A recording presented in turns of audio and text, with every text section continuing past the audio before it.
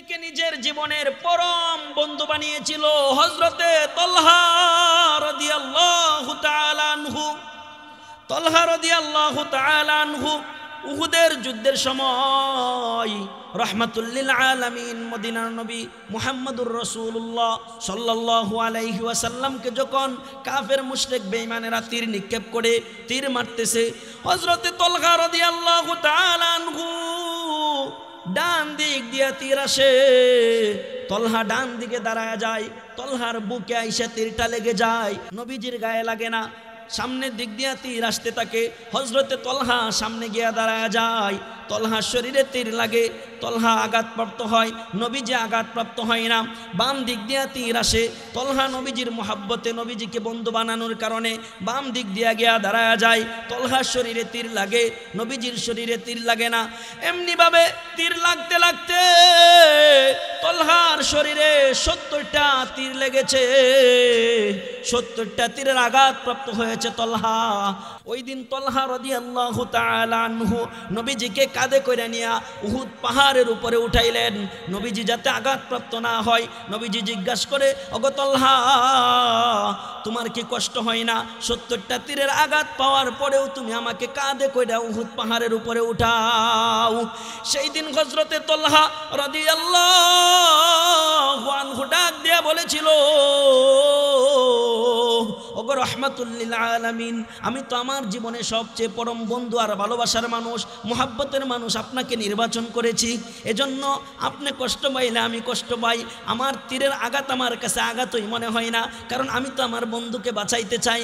যাকে বন্ধু বানাইলে আল্লাহ তাআলা জাহান্নাম হারাম করে দিয়া জান্নাতের দরজা খুলে দেয়, এই সুযোগ তো আমি তালহা হাতছাড়া করতে পারি না। ইন্নামা ওয়ালিয়ুকুমুল্লাহু ওয়া রাসূলুহু ওয়াল্লাযীনা আমানুল্লাযীনা ইউকিমুনাস সালাহ ওয়া ইউতুনাজ যাকাতা ওয়া হুম রাকিউন।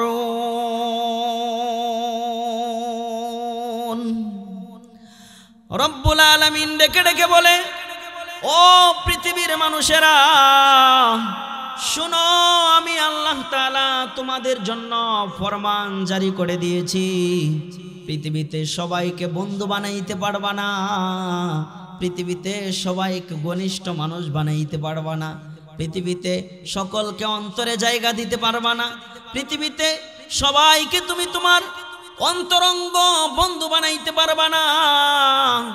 পৃথিবীতে তুমি তিনজন মানুষকে তুমি যদি দুনিয়াতে বন্ধু বানাইতে পারো, কিয়ামতের ময়দানে আল্লাহ তাআলা তোমাকে বন্ধু বানায়া সবচেয়ে পরম শান্তির জায়গা জান্নাতটা আল্লাহ তাআলা তোমার জন্য বরাদ্দ করে দিবেন।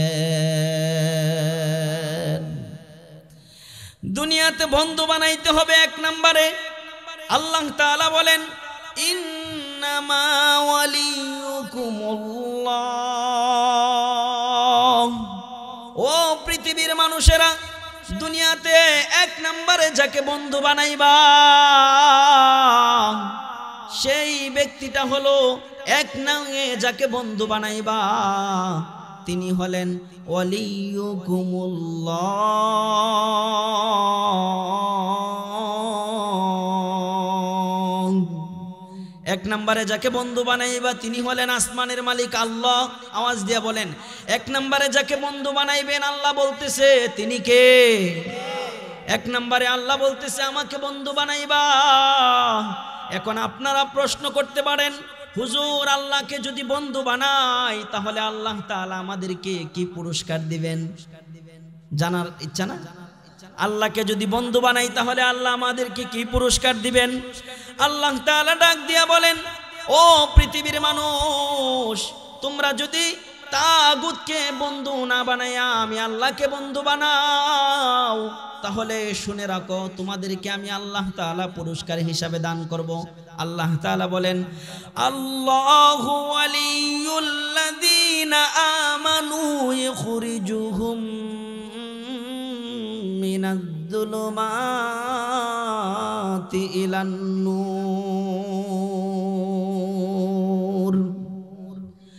আল্লাহ তাআলা ডাক দিয়া বলেন, ও পৃথিবীর মানুষ, তোমরা যদি আমি আল্লাহকে বন্ধু বানাও, আর আমি আল্লাহকে যদি তোমরা বন্ধু বানায়া দুনিয়াতে চলতে পারো, তাহলে শুনে রাখো, তোমরা যদি দুনিয়াতে অন্ধকারের রাস্তায়ও থাকো, তোমরা যদি জাহান্নামের পথেও থাকো, তোমরা যদি অন্ধকার জগতে থাকো, গুনাহের জগতে থাকো, তোমরা যদি দুনিয়াতে খারাপ জায়গায়ও থাকো, আমি আল্লাহ তাআলা তোমাদেরকে মোহাব্বত করে ভালোবাসা আমাকে বন্ধু বানানোর কারণে আমি আল্লাহ তাআলা তোমাদেরকে অন্ধকারের জগৎ থেকে অর্থাৎ জাহান্নামের পথ থেকে আমি আল্লাহ তোমাদের জন্য জান্নাতের পথটা বরাদ্দ করে দিব।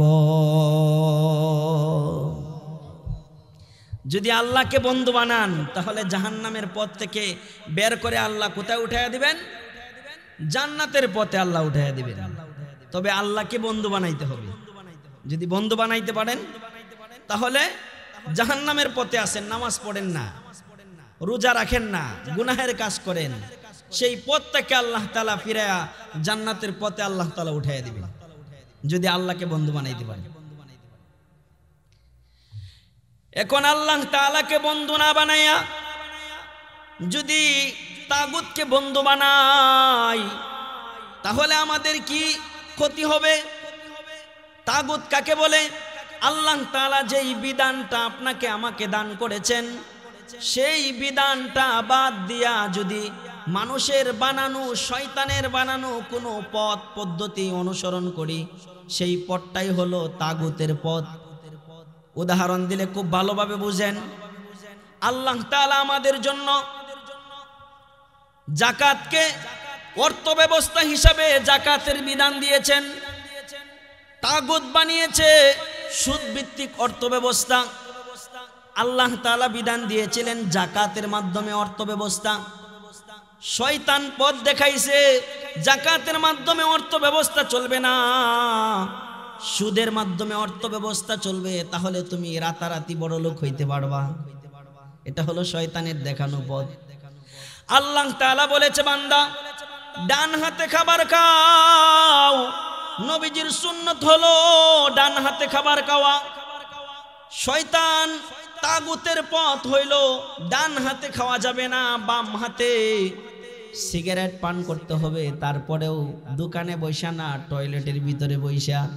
কারণ টয়লেটে সিগারেট পান না করলে অনেকের টয়লেট ক্লিয়ার হয় না, এরকম মানুষ আছে না? নাই? আছে না? আল্লাহ তাআলা দিয়েছিল, নবীজির সুন্নাহ হলো ডান হাতে খাবার খাওয়া। তাগুত দিয়েছে বাম হাতে খাবার খাওয়ার প্রতি উৎসাহ। সেই পথটা অনুসরণ করাই হলো তাগুতের পথ। যেমনি ভাবে আল্লাহ তাআলা আমার আপনার পরিবার চালানোর জন্য কোরআনে কারিমের নির্দেশনা আছে না নাই? সবাই আওয়াজ দিতে হবে, আছে না নাই? আমার আপনার সমাজ চালানোর জন্য আল্লাহ তাআলার কোরআনে কারিমের দিক নির্দেশনা আছে না নাই? আছে। রাষ্ট্র চালানোর জন্য আল্লাহ তাআলা একটা ছক দিয়েছেন, একটা দিক নির্দেশনা দিয়েছেন, কোরআনে কারিমের একটা বিধান দিয়েছেন। এভাবে প্রতিটা সেক্টর পরিচালনা করার জন্য আল্লাহ তাআলার বিধান হলো কোরআন। কোরআন দিয়া সমাজ চলবে, ঘর চলবে, রাষ্ট্র চলবে। প্রতিটা সেক্টর যখন কোরআন দিয়া চলবে তখন আর সেই সমাজে, সেই ঘরের ভিতরে আর দুর্নীতি থাকতে পারে না, অশান্তি থাকতে পারে না। শান্তির ব্যবস্থা যিনি করে দিবেন তিনি কে? আওয়াজ দিয়া বলেন। আল্লাহ তাআলা দিয়েছেন কোরআন দিয়া সমাজ, ঘর, দেশ সব কিছু শাসন করার জন্যে। কিন্তু তাগুত দিয়েছে না, কোরআন দিয়া দেশ শাসন করা যাবে না। দেশ শাসন করতে হবে আমেরিকার প্রেসক্রিপশন অনুযায়ী, দেশ শাসন করতে হবে ভারতের প্রেসক্রিপশন অনুযায়ী, দেশ শাসন করতে হবে কার্ল মার্কসের দেখানো পথ দিয়া দেশ শাসন করতে হবে। আল্লাহ দিয়েছে পবিত্র কোরআন দিয়া দেশ শাসন করার জন্যে। আর তাগুত বলতেছে না দুনিয়ার তন্ত্রমন্ত্র দিয়া দেশ শাসন করতে হবে। এই যে আল্লাহর দেওয়া পথটাকে বাদ দিয়ে আমরা যদি তাগুতের পথটাকে মেনে নেই, আল্লাহকে বন্ধু না বানাইয়া যদি তাগুতকে বন্ধু বানাই, আল্লাহ তাআলা বলে, বান্দা তাহলে শুনো তোমার কি ক্ষতি হবে সেটা তুমি পবিত্র কোরআন থেকে জেনে নাও আমল করার জন্যে। আল্লাহ তাআলা বলেন ওয়াল্লাযীনা কাফারু আউলিয়া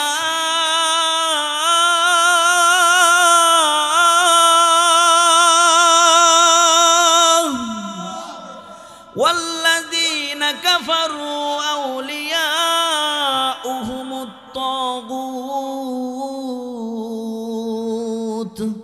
يخرجونهم من النور إلى الظلمات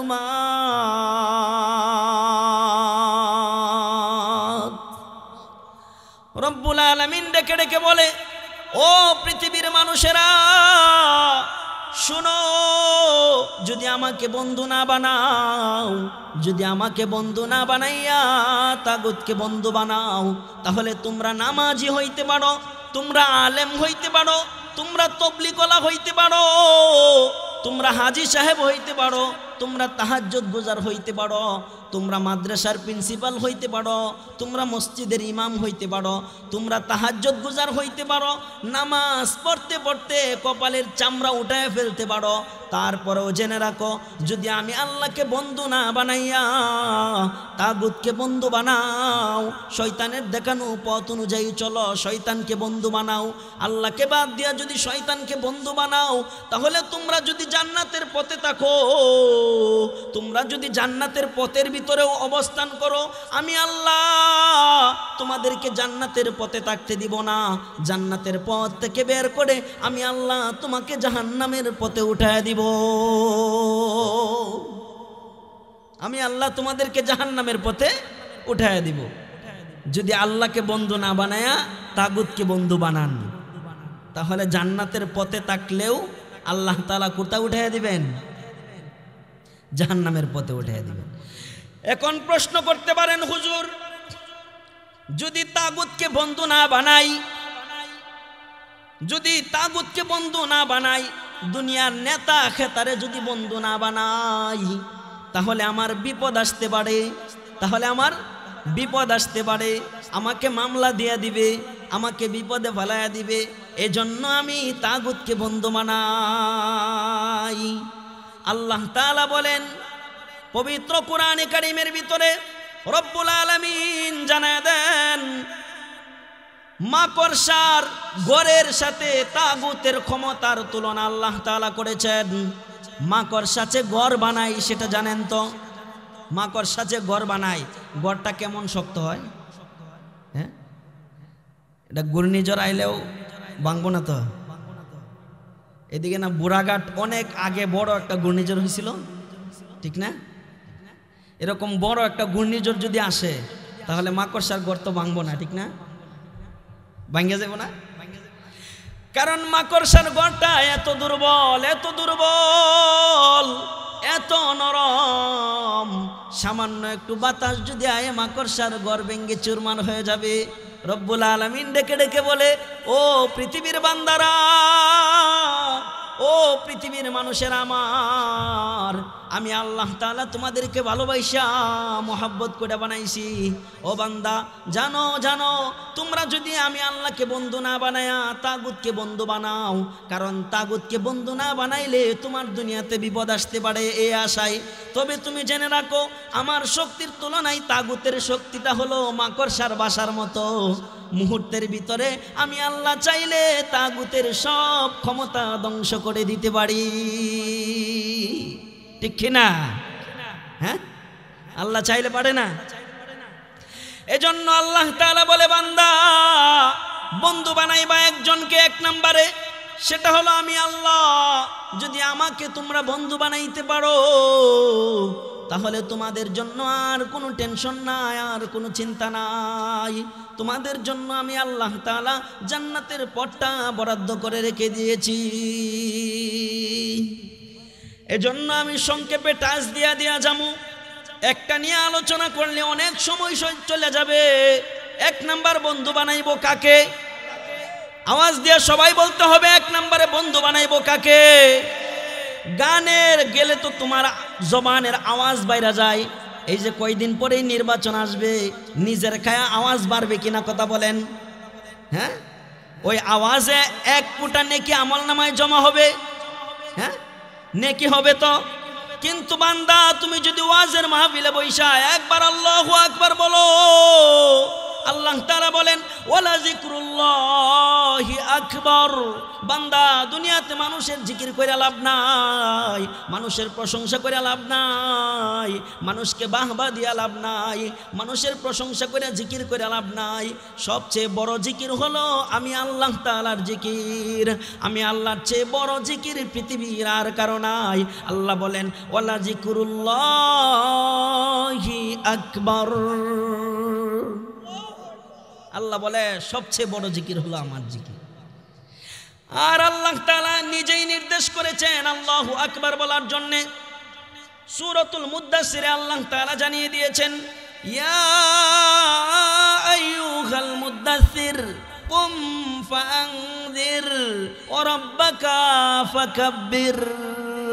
আল্লাহ তাআলা বলেন হে আমার হাবিব, হে আমার নবী, আপনি আর কম্বলের ভিতরে বসে থাকেন না, আর চাদরের ভিতরে বসে থাকেন না। এখন আপনি উঠেন, এখন আপনি দাঁড়ান, দাঁড়ায় আপনার উম্মতদেরকে সতর্ক করেন, জাহান্নামের পথ থেকে জান্নাতের পথ দেখান। আর বলেন আমি রবের নামে ওয়ারাব্বাকা ফাকাব্বির, আমি রবের নামে আপনি তাকবীর বলেন। এজন্য আমরা সবাই আজকে রবের নামে তাকবীর বলবো, আল্লাহু আকবার। রব্বুল আলামিন বলে ও পৃথিবীর মানুষ, বন্ধু যদি বানাইতে হয় একজনকে বানাও, যে তোমার দুনিয়াতেও সঙ্গী হবে, বিপদেও সঙ্গী হবে, মুসিবতেও সঙ্গী হবে, কবরেও সঙ্গী হবে, মৌতের আগেও সঙ্গী হবে, মৌতের পরেও সঙ্গী হবে, হাসরের ময়দানেও সঙ্গী হবে, হাউজে কাউসারের পেয়ালার সামনেও সঙ্গী হবে, হাসরের মাঠে যখন সমস্ত জমিনটা তামা হয়ে যাবে সেই সময়ে যিনি বন্ধু হবে, সব জায়গায় যিনি বন্ধু হবে, বন্ধু তো তাকেই বানাইতে হয়। দুনিয়ার কোনো মানুষকে যদি বন্ধু বানাও, সুসময়ে তুমি তার বন্ধু।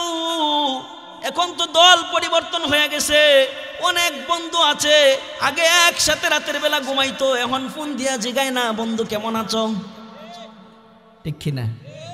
হ্যাঁ, এরকম বন্ধু নাই। এজন্য বন্ধুত্ব বানাইবো তাকে যে নাকি দিনের বেলা কবর দিয়ে আসছে বাবাকে।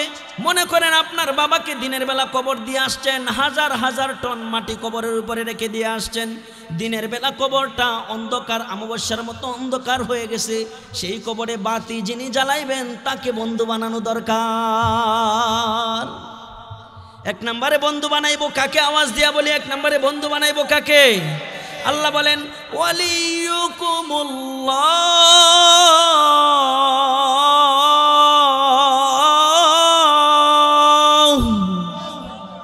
আল্লাহ তাআলা বলেন বন্ধু বানাইবা এক নম্বরে আমি আল্লাহকে, দুই নম্বরে আল্লাহ বলেন ওয়ালিয়ুকুমুল্লাহু ওয়া রাসূলুহু।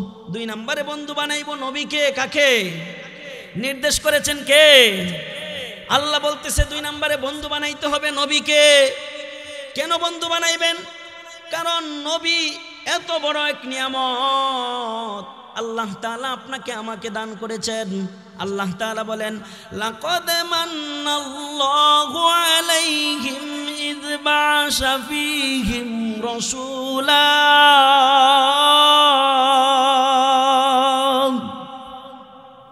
আল্লাহ তাআলা বলেন ও পৃথিবীর মানুষেরা শোনো, আমি আল্লাহ তাআলা নিয়ামত হিসাবে, আমি আল্লাহ তাআলা আমার পক্ষ থেকে নিয়ামত হিসাবে মুহাম্মদুর রাসূলুল্লাহকে তোমাদের জন্য বন্ধু হিসাবে, নিয়ামত হিসাবে দুনিয়াতে পাঠাইলাম।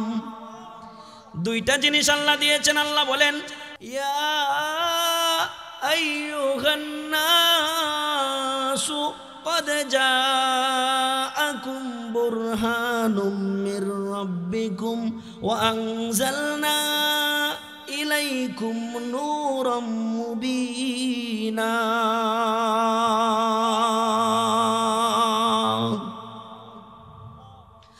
আল্লাহ তাআলা বলেন দুনিয়াতে আল্লাহ দুইটা জিনিস দান করেছেন। একটা হলো নবীকে আল্লাহ তাআলা আপনার আমার গাইডলাইন হিসাবে আল্লাহ তাআলা দিয়েছেন। বুরহান এর দ্বারা নবীকে আল্লাহ দুনিয়াতে আমাদেরকে দিয়েছেন কেন? নবী আমাদেরকে জান্নাতের পথ দেখায় জাহান্নামের পথ থেকে ফিরায় আনবে।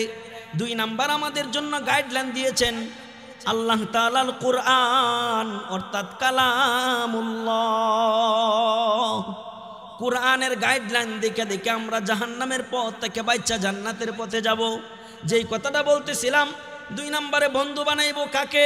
নবীকে। কাকে? নবীকে। নাকি কোনো গায়ক গায়িকাকে? হ্যাঁ, কোনো নায়ক রে, কোনো খেলোয়াড়, নেইমার, মেসি, হ্যাঁ, তাদের কাটিংয়ে যদি চুলটুল কাটি, ঠিক না? এই যে স্টেডিয়ামে খেলা হয়, খেলা দেখার লাগি ভিড় জমায় মানুষ, সেনাবাহিনী পিডায় পিডায় দৌড়ায়, তারপরে মানুষ সরে না, অথচ ভালো জায়গায় মানুষ নাই। কথা বলেন ঠিক কিনা? ঠিক না? এজন্য আমরা কোনো গায়ক গায়িকাকে বন্ধু বানাবো না, আমরা কোনো নায়ক নায়িকাকে বন্ধু বানাবো না, আমরা কোনো ইহুদি খ্রিস্টানকে বন্ধু বানাবো না। কারণ আল্লাহ তাআলা নিজেই নিষেধ করে দিয়েছেন, ইয়া আইয়ুহাল্লাযীনা আমানু লা তাত্তাখিযুল ইয়াহুদা ওয়ান নাসারা আউলিয়া। ইহুদি খ্রিস্টানকে বন্ধু বানানো যাবে না। তোমার আমার বন্ধু হবে 1 নম্বরে আল্লাহ, 2 নম্বরে বন্ধু হবে নবী মুহাম্মাদুর রাসূলুল্লাহ। ঠিক কিনা? 2 নম্বরে বন্ধু বানাইব নবীকে। নবী ছাড়া কাউকে বন্ধু বানানো যাবে না। 2 নম্বরে নবীকে বন্ধু বানাইলে কি লাভ? শুনতে রাজি আসনি মুসলমান? নবীকে বন্ধু বানাইলে কি লাভ? নবীকে বন্ধু বানাইয়াছিলেন সাহাবায়ে কেরাম। নিজের জীবনের চাইতেও বেশি নবীজিকে মোহাব্বত করেছে, বন্ধু হিসাবে গ্রহণ করেছে। সাহাবায়ে কেরাম নবীকে ছাড়া আর কাউকে বন্ধু বানায় নাই। সাহাবায়ে কেরাম কি আবু জাহেলকে বন্ধু বানাইছে নাকি নবীকে বন্ধু বানাইছে? কাকে বন্ধু বানাইছে? কিন্তু এখন বর্তমান সমাজের মানুষ হুজুরের বন্ধু বানায় নাকি নেতারে বন্ধু বানায়? হ্যাঁ, আর মক্কার মানুষেরা আবু জাহেল তো মক্কার সবচেয়ে বড় নেতা ছিল। মক্কার নেতা আবু জাহেল রে বন্ধু বানাইছিল নাকি মুহাম্মদ রে বন্ধু বানাইছিল? মুহাম্মাদুর রাসূলুল্লাহ সাল্লাল্লাহু আলাইহি ওয়াসাল্লামকে বন্ধু বানানোর কারণে সাহাবায়ে কেরাম নিজের জিন্দেগিটাকে আল্লাহ তাআলা পরিবর্তন করে দিছে। সাহাবায়ে কেরামকে দুনিয়া থেকে আল্লাহ জান্নাতের সুসংবাদ শোনায়া দিছে। কাকে বন্ধু বানানোর কারণে? নবীকে। নবীকে নিজের জীবনের পরম বন্ধু বানিয়েছিল হযরতে তালহা রাদিয়াল্লাহু তাআলা আনহু। তালহা রাদিয়াল্লাহু তাআলা আনহু উহুদের যুদ্ধের সময় রাহমাতুল লিল আলামিন মদিনার নবী মুহাম্মদুর রাসূলুল্লাহ সাল্লাল্লাহু আলাইহি ওয়াসাল্লামকে যখন কাফের মুশরিক বেঈমানেরা তীর নিক্ষেপ করে তীর মারতেছে, হযরতে তালহা রাদিয়াল্লাহু তাআলা আনহু ডান দিক দিয়ে তীর আসে। তালহা ডান দিকে দাঁড়ায় যায়, তালহার বুকে আইসা তীরটা লেগে যায়, নবীজির গায়ে লাগে না। সামনের দিক দিয়ে তীর আসতে থাকে, হযরতে তালহা সামনে গিয়া দাঁড়ায় যায়, তালহার শরীরে তীর লাগে, তালহা আঘাতপ্রাপ্ত হয়, নবীজি আঘাতপ্রাপ্ত হয় না। বাম দিক দিয়ে তীর আসে, তালহা নবীজির মোহাব্বতে নবীজিকে বন্ধু বানানোর কারণে বাম দিক দিয়ে গিয়া দাঁড়ায় যায়, তালহার শরীরে তীর লাগে, নবীজির শরীরে তীর লাগে না। এমনিভাবে তীর লাগতে লাগতে তালহার শরীরে 70টা তীর লেগেছে, 70টা তীরের আঘাতপ্রাপ্ত হয়েছে তালহা। নবীজি ডাক দেয়া বলে, ওগো তালহা, তোমার কি একটু কষ্ট হয় না? মানুষ একটা তীর লাগলে মানুষ দাঁড়ায় থাকতে পারে না, একটা তীরের আঘাতে মানুষ সুস্থ থাকতে পারে না, তুমি 70টা তীরের আঘাতে এখনো সুস্থভাবে দাঁড়ায় আছো। ওই দিন তালহা রাদিয়াল্লাহু তাআলা আনহু নবীজিকে কাঁধে করে নিয়ে উহুদ পাহাড়ের উপরে উঠাইলেন, নবীজি যাতে আঘাতপ্রাপ্ত না হয়। নবীজি জিজ্ঞাসা করে, ওগো তালহা, তোমার কি কষ্ট হয় না? 70টা তীরের আঘাত পাওয়ার পরেও তুমি আমাকে কাঁধে কইরা উহুদ পাহাড়ের উপরে উঠাও। সেই দিন হযরতে তালহা রাদিয়াল্লাহু আনহু ডাক দিয়া বলেছিল, ওগো ওগো রাহমাতুল লিল আলামিন, আমি তো আমার জীবনে সবচেয়ে পরম বন্ধু আর ভালোবাসার মানুষ, মুহাব্বতের মানুষ আপনাকে নির্বাচন করেছি। এজন্য আপনি কষ্ট পাইলে আমি কষ্ট পাই, আমার তীরের আঘাত আমার কাছে আঘাতই মনে হয় না, কারণ আমি তো আমার বন্ধুকে বাঁচাইতে চাই। যাকে বন্ধু বানাইলে আল্লাহ তাআলা জাহান্নাম হারাম করে দিয়া জান্নাতের দরজা খুলে দেয়, এই সুযোগ তো আমি তলহা হাতছাড়া করতে পারি না। বন্ধু বানাইছিল কাকে? নবীজিকে বন্ধু বানাইছিল তলহা। 70টা তীর লাগছে, 70টা তীরের আঘাতেও তলহা একটু ঢইলা পড়ে নাই। তারপরেও নবীজিকে কাঁধে করে লয়ে উহুদ পাহাড়ের উপরে উঠছে। কেমন বন্ধু বানাইলে উঠতে পারে চিন্তা করছেন? নবীজিকে বন্ধু বানাইছিল আপনারা সবাই জানেন, হযরতে হানজালা রাদিয়াল্লাহু তাআলা আনহু নবীজিকে বন্ধু বানাইছিল, নবীজিকে মুহাব্বতের ভালোবাসার মানুষ বানাইছিল। হযরতে হানজালাকে গতকালকে নবীজি বিবাহ করাইছে, একদিন হলো মাত্র বিবাহের বয়স। রাতের বেলা বাসর ঘর করেছে, সকালবেলা গোসল করতে গেছে। এমন অবস্থায় মদিনার বাজারে আওয়াজ, কে যেন মদিনার বাজার দিয়ে আওয়াজ দিতে দিতে যায় আর বলে, ও মদিনাবাসী শুনছনি, মদিনার নবী মুহাম্মদুর রাসূলুল্লাহ উহুদের ময়দানে শহীদ হয়ে গিয়েছে, তার দান মুবারক শহীদ হয়ে গিয়েছে।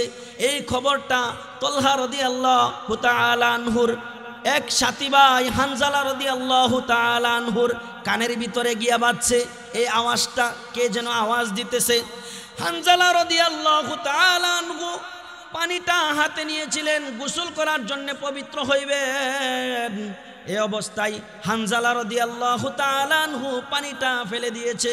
পানিটা ফেলে দিয়ে দরজার সামনে গিয়া বলে, স্ত্রী আমার হাতে তরবারিটা দাও।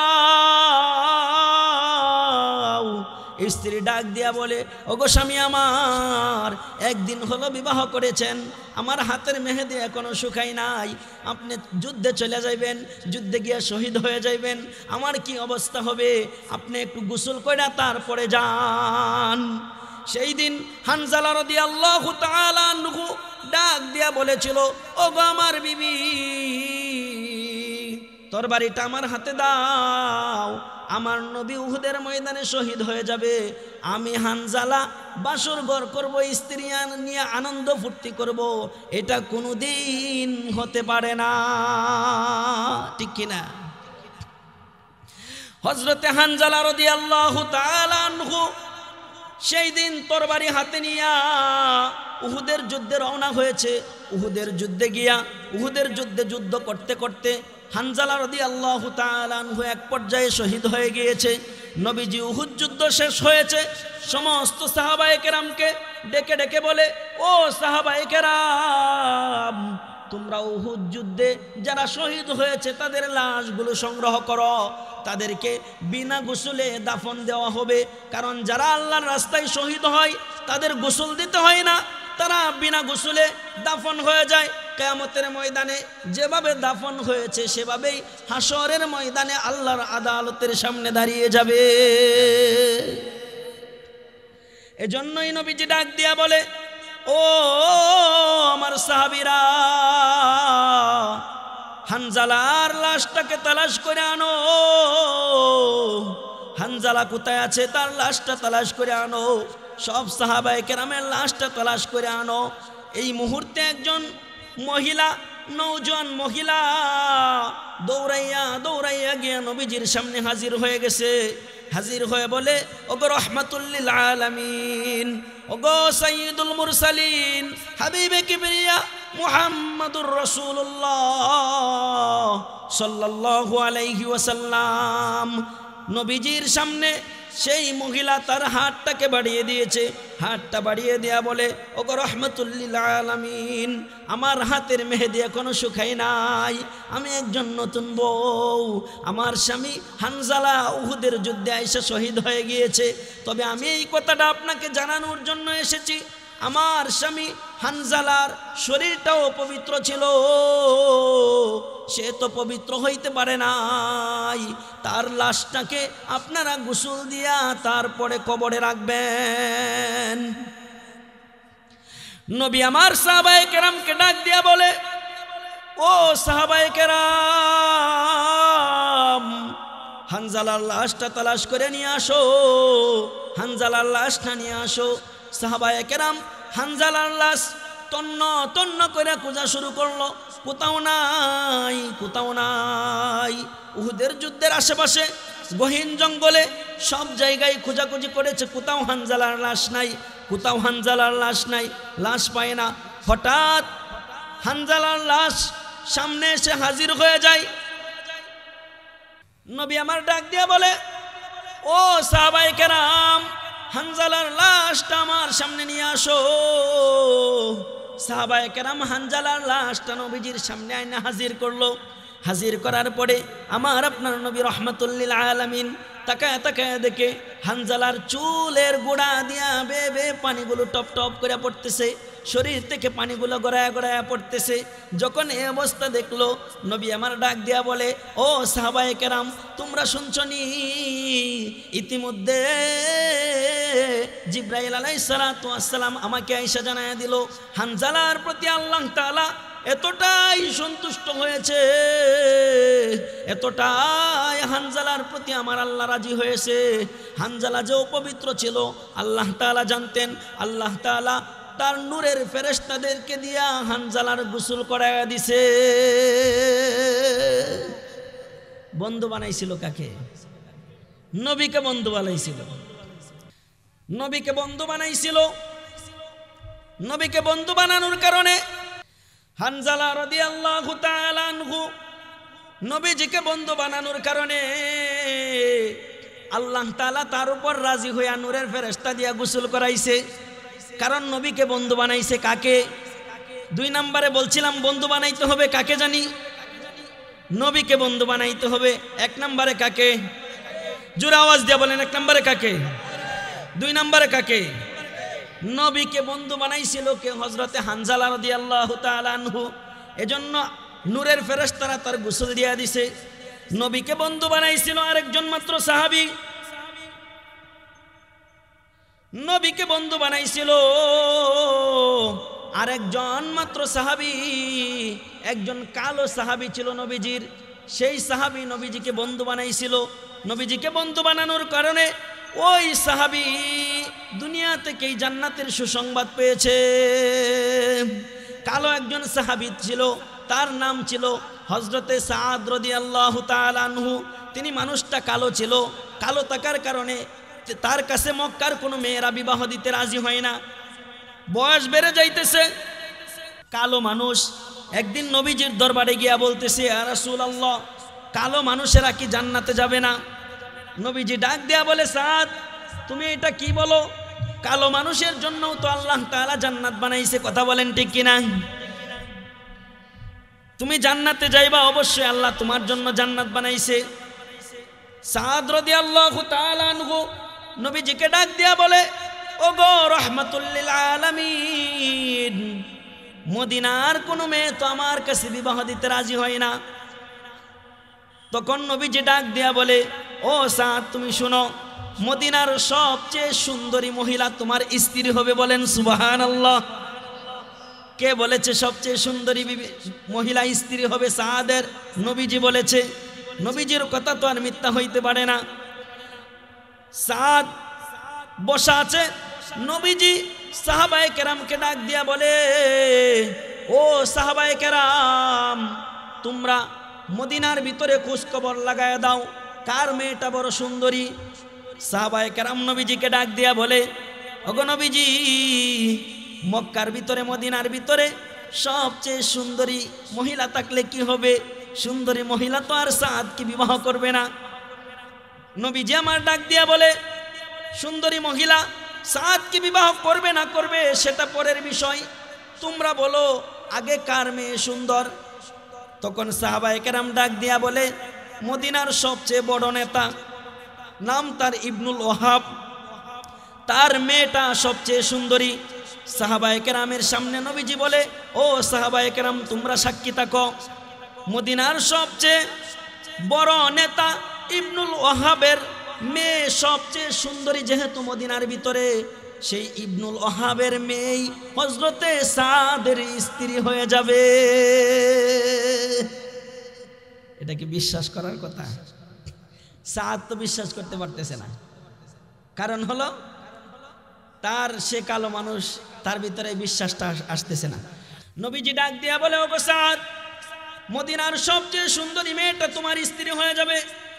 সাহাবায়ে কেরাম আশ্চর্য হয়ে গেলেন। হযরত সাদ অন্তরে অন্তরে খুশি, তিনি বিশ্বাস করতে পারতেছেন না। আবার বলে, মনে মনে বলে, নবী যেহেতু বলেছে হইতেও পারে, নবীর কথা তো আর মিথ্যা হবে না।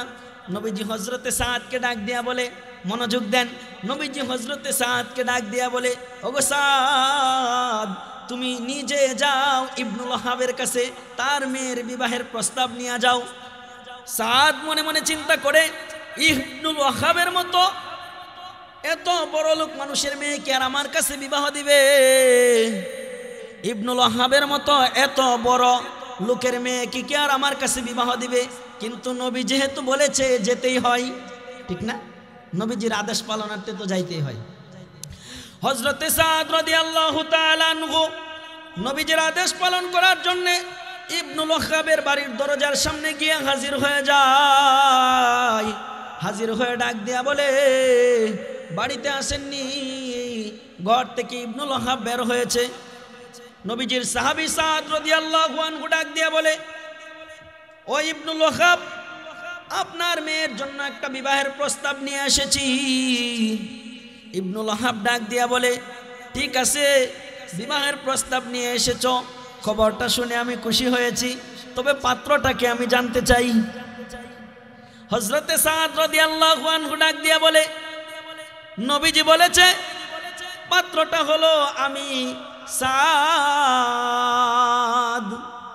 ইবনুল ওয়াহাব সাথে সাথে মুখটা ফিরায় নিল, ফিরায় নিয়ে বলতেছে, সাদ, আমি কিন্তু তোমাকে চিনি, তুমি মদিনার সবচেয়ে গরিব মানুষ, তোমার চেহারা ভালো না, আমি ইচ্ছা করে আমার মেয়েটাকে জেনে শুনে তোমার হাতে দিয়ে দিতে পারি না।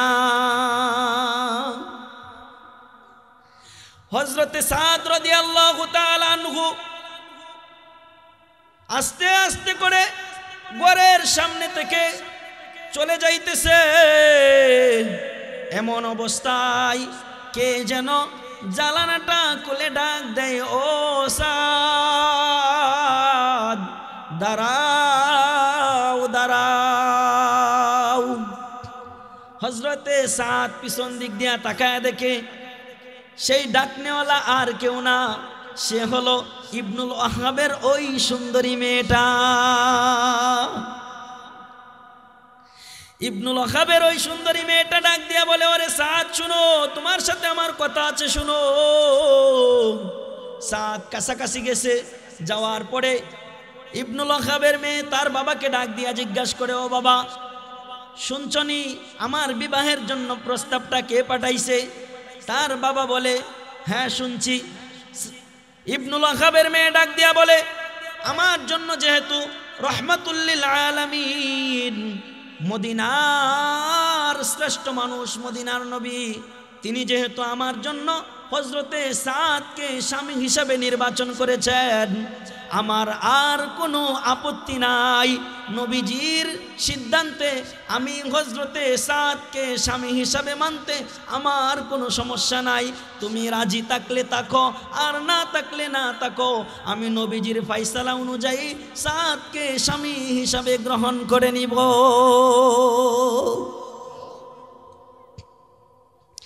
বিবাহ ঠিক হয়ে গেল।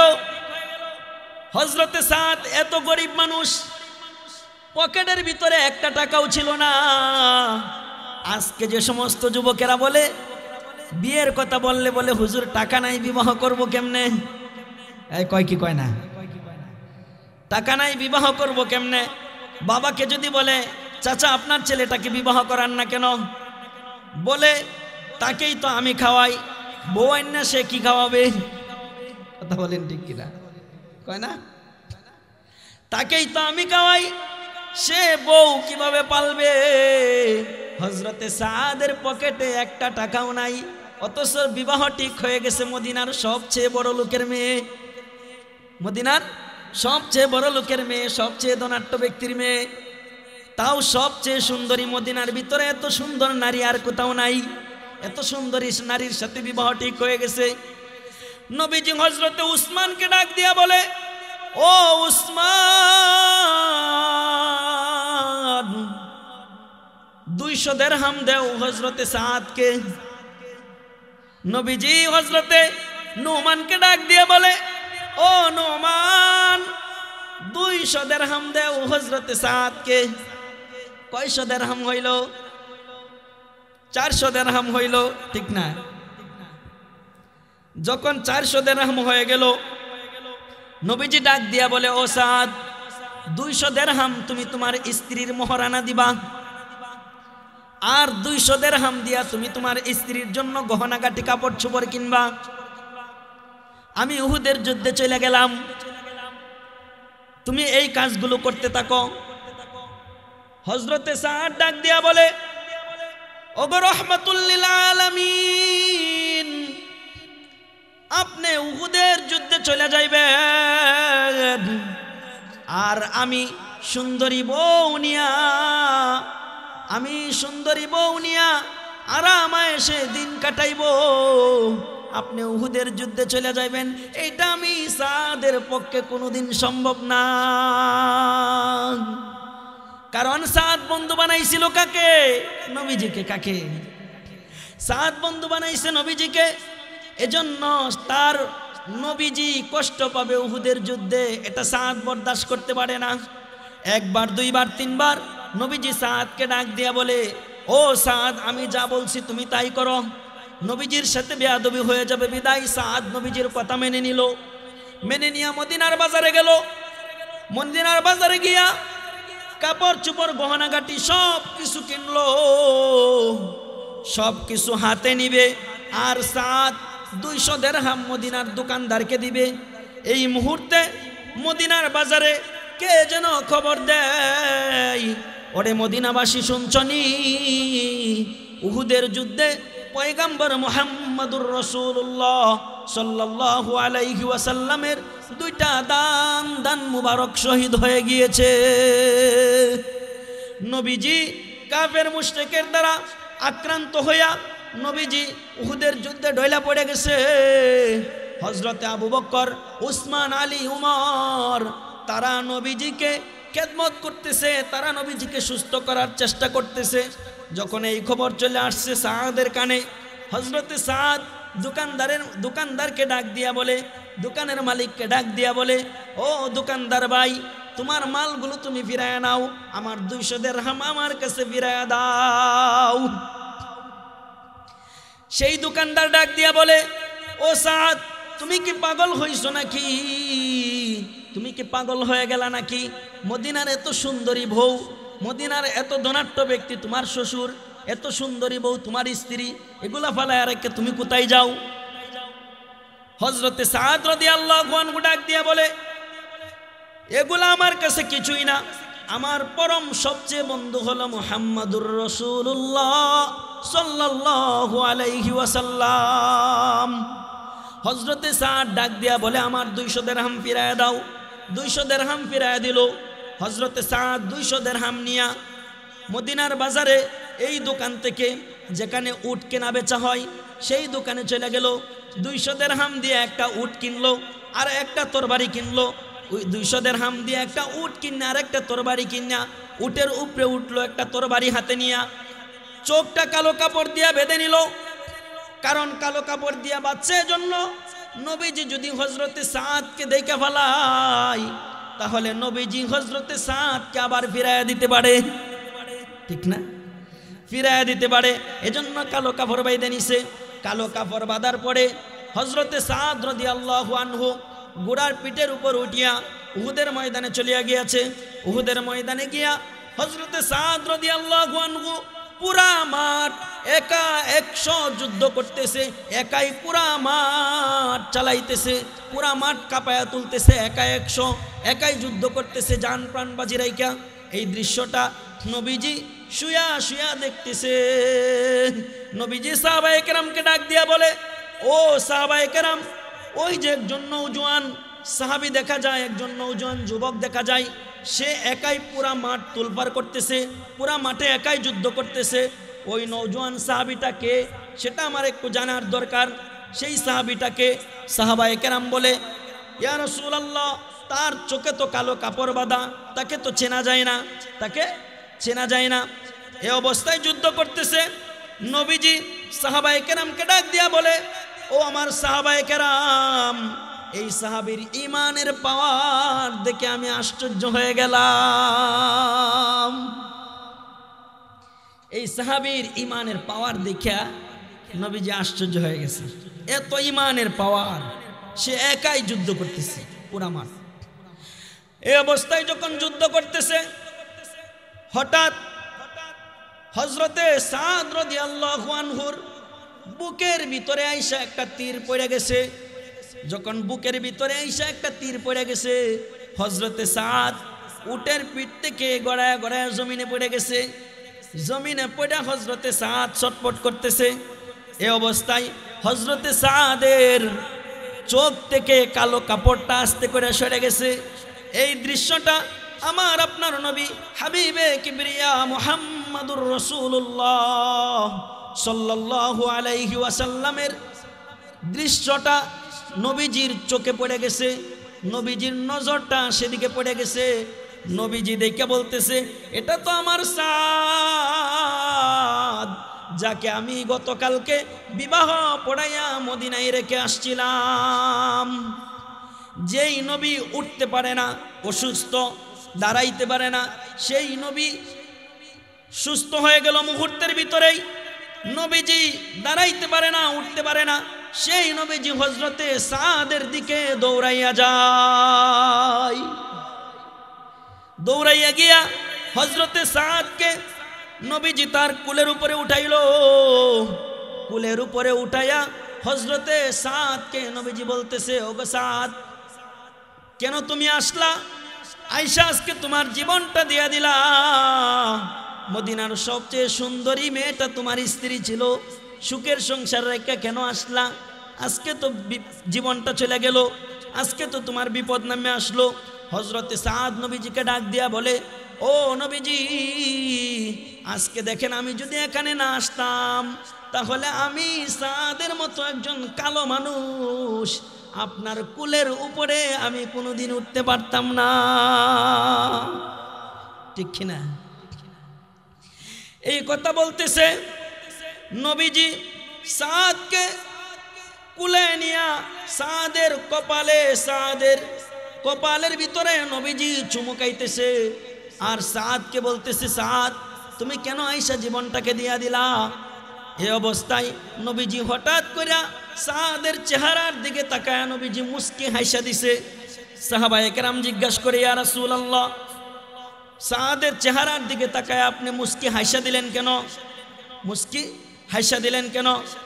নবীজি ডাক দিয়া বলে, ও আমার সাহাবায়ে কেরাম, কেন হাসা দিছি জানো?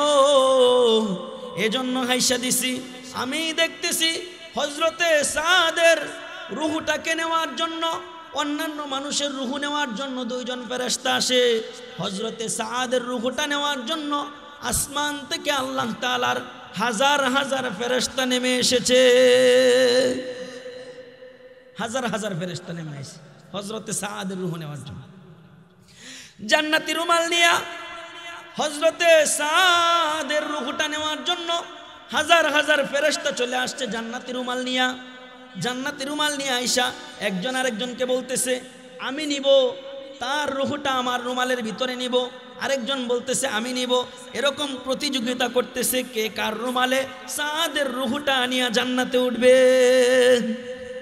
নবীজি হঠাৎ করে বলে, আমি তাকায় দেখলাম হযরতে সাদের রূহটা জান্নাতুল আদনে ফেরেশতারা পৌঁছায় দিয়েছে।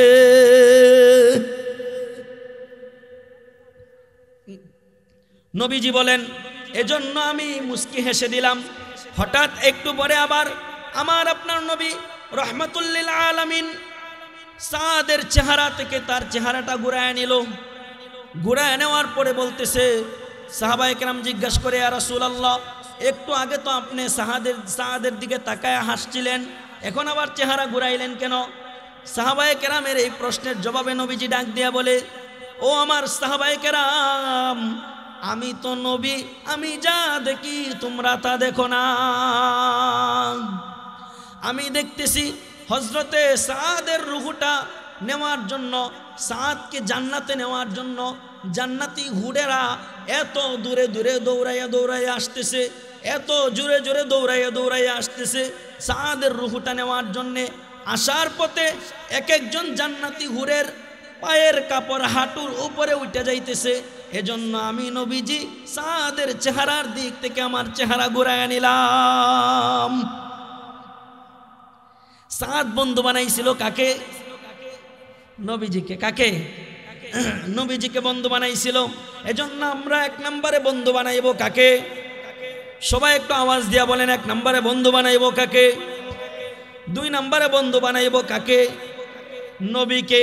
যদি দুই নম্বরে নবীজিকে বন্ধু বানাইতে পারি, তাহলে আমাদের জন্য নবীজি কিয়ামতের ময়দানে সুপারিশ করে জান্নাতের ব্যবস্থা করে দিবেন। কথা বলেন ঠিক কিনা? তবে বন্ধু তো নবীজিকে বানাইতে হবে নাকি? সাহাবায়ে কেরাম যেভাবে নবীজিকে বন্ধু বানাইছিল, আমরা যদি ওভাবে নবীজিকে বন্ধু না বানাই, তাহলে তো নবী আমাদের জন্য সুপারিশ করবেন না। কথা বলেন ঠিক কিনা? এজন্যই নবী আমার ডাক দিয়া বলে, মান আহাব্বা সুন্নতি ফাকাদ আহাব্বানি ওয়া মান আহাব্বানি কানা মাই ফিল জান্নাহ। নবীজি ডাক দিয়া বলে, ও দুনিয়ার উম্মতেরা আমার শোনো, 1450 বছর পূর্বে নবীজির যুগে ছিল হযরতে আবু বকর। আবু বকর নবীজির কদমে কদমে চইলা নবীজির কদমে কদমে চইলা আবু বকর জান্নাতের সুসংবাদ পাইছিল। কথা বলেন ঠিক কিনা? হযরতে উমর নবীজির কদমে কদমে চইলা জান্নাতের পথ পেয়ে গেছিল। হযরতে বেলাল হাফসি একজন গোলাম নবীজির কদমে কদমে চইলা জান্নাতের পথ পেয়ে গেছিল। হযরতে উসমান, হযরতে আলী নবীজির কদমে কদমে চইলা জান্নাতের পথ পেয়ে গেছিল। 1450 বছর পরে আইসা আমরা তো আর নবী পাবো না। কথা বলেন ঠিক কিনা? নবী পাওয়া যাবে? হ্যাঁ, নবী পাইব? আমরা তো আর নবী পাবো না। আমাদের প্রশ্ন জাগতে পারে, 1450 বছর পরে আইসা নবী পাইব না, তবে আবু বকরের মতো জান্নাতের সুসংবাদ পাইব কিনা? আবু বকরের মতো জান্নাত লাভ করতে পারবো কিনা? উসমানের মতো জান্নাত লাভ করতে পারবো কিনা?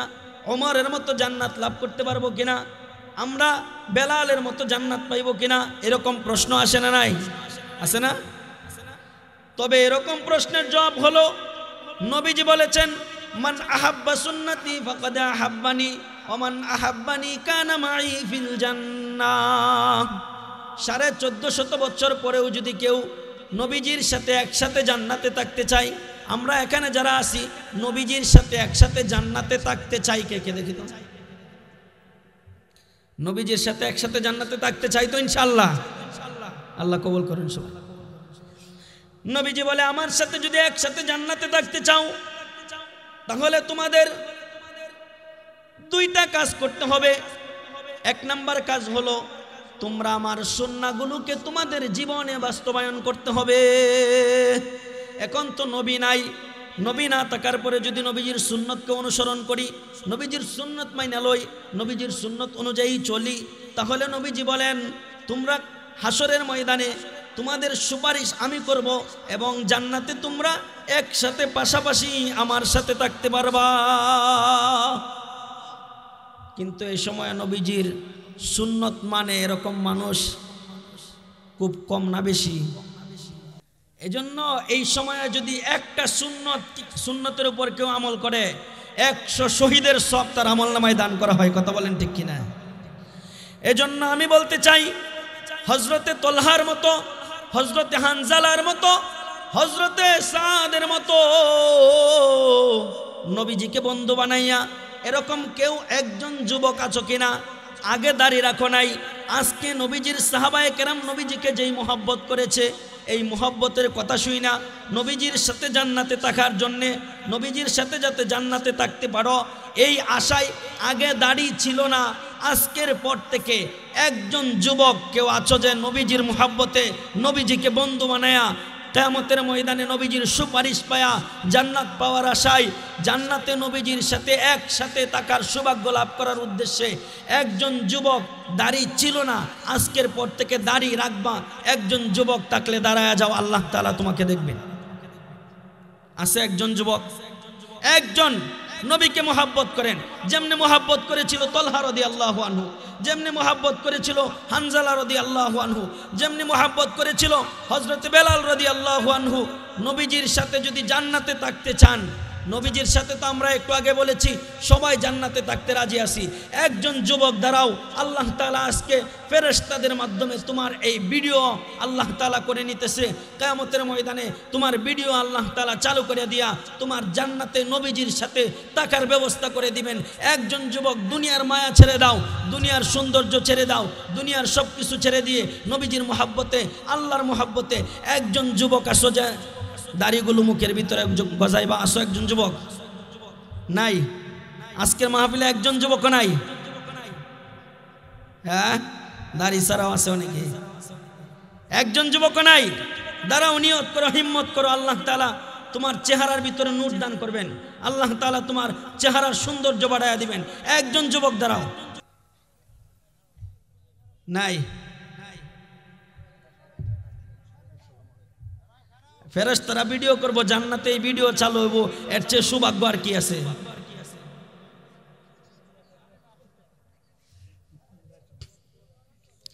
যাকে এক ভাই দাঁড়াইছে আল্লাহ তাআলা ভাইকে হযরতে বেলাল, হানজালা, হযরতে তলহা, হযরতে সাদের মতো কবুল করুন, সবাই বলেন আমিন।